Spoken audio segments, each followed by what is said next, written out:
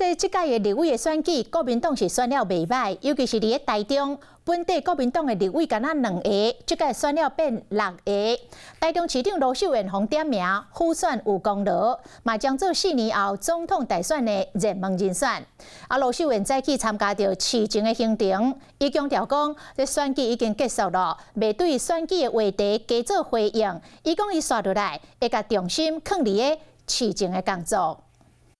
台中市长罗秀燕伫2024立委选战主导台中闹别下操办成功，和国民党原本伫咧台中敢有2席立委变做6席，反转台中立委的局势。外界就真看好罗秀燕副选有功，有真大机会进军2028的总统大选。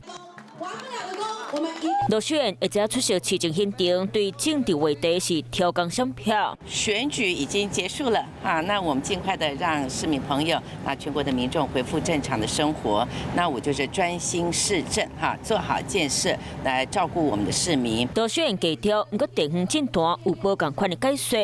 妈妈市长镇守台中市政，对整体的选情是有正面的帮助。所以回到这个市政上，我觉得才是对市长最好的一个方式。他一直很期待会被拱出来当国民党的主席，被拱出来当2028年的总统候选人。卢秀燕她自己在政治上的精心策划，在这场选战中真的是可以说是很成功了。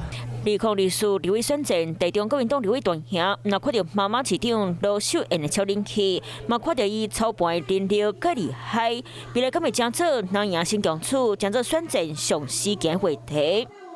Hello， 我是蒋欣梅。想要抢先掌握最及时的新闻资讯吗？赶快订阅、按赞、开启小铃铛，锁定华视新闻 YouTube 频道。